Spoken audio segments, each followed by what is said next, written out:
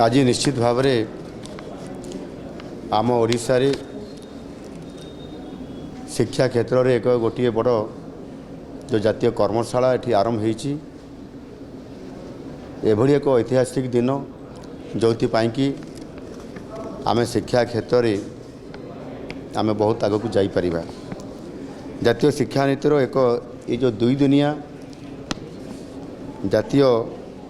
Workshop national workshop आज या भुवनेश्वर आरंभ होती। ये 2 दिन धरी चलो यह माध्यम निश्चित भाव में जातीय शिक्षा नीति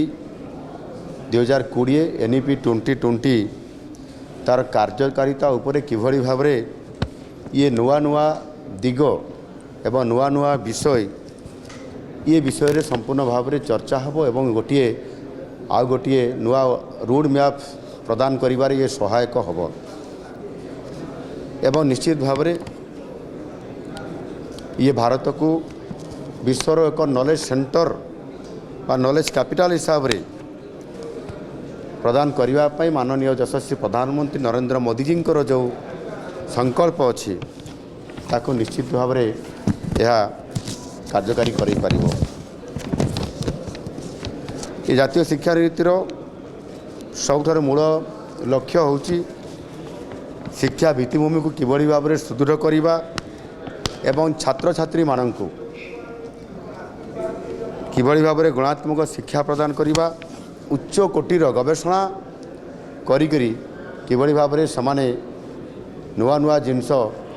उद्भावन करिबारे सहायक हेबे नवसृजन सृष्टि करें ये समस्त को आधार करी आज ये कर्मशाला ये मु भावुची निश्चित भाव में आमपाई गोटे बड़ ये गुरुत्वपूर्ण ये हम जातीय शिक्षा नीति 2020 ओडिशा रे 5 वर्ष पर लागू हैला। आम सरकार आसिला परे अगस्त 2024 यह आम लागू करूँ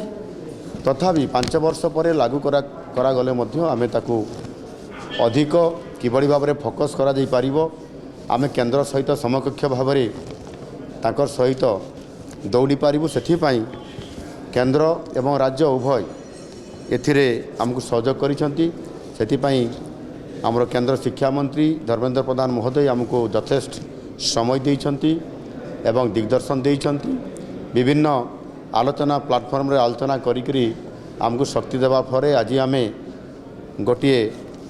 स्पीड रे जीवा अर्थात आम जातीय स्तर हार रे आम तांको सहित समकक्ष मध्य आज आम हो पारि। ये जातीय शिक्षा नीतिर सबुठारु बड़ दिग होउछि जे सेथिरे मातृभाषा रे शिक्षा प्रदान करिबा। आज आप जदि देखिबे रूसिया चाइना एवं जापान भली अनेक देश जो माने आज उच्चतर शिक्षा पाई निज भाषा रे ही समाने सेथिरे प्रयोग करी एवं निज भाषा रे समाने ज्ञान अध्ययन करी आज समाने नवसृजन सृष्टि करी नुआ जिनस उद्भावन करी आज विश्व रे अद्वितीय होकर समाने अछंती एवं सेथिपाई निश्चित भाव में समाने जेते बड़े निज भाषा रे अध्ययन करी रिसर्च करी आज श्रेष्ठता प्रतिपादन करि पारुछंती। सेही बड़ी परिस्थिति और परिवेश भितर भारत कहीं हो पारिबो नाही। एणु जातीय शिक्षा नीति को आज माननीय मोदी जी जेभली भाव में गुरुत्व आरोप करिसंती सेथिरे आम भाषा रे आंचलिक भाषा रे मध्य ताकू प्रयोग करवा आउ एहा द्वारा आज ओडिशा रे मध्य आम जातीय शिक्षा नीति कार्यकारी करबा परे ओडिशा रिसर्च कॉन्क्लेव 2025 रे 600 रु अधिक रिसर्च पेपर पब्लिक सभा ये मत आम पाई गोटे शुभंकर एवं गौरवर विषय। सेथिपाई शिक्षा व्यवस्था किभली भाव में आगामी दिन में एक शिक्षा क्षेत्र में वैप्लविक परिवर्तन आनी पारिबो आ सेथिपाई आमे ताकू गुरुत्व आरोप करूछु। सेथिपाई शिक्षा व्यवस्था रे मध्य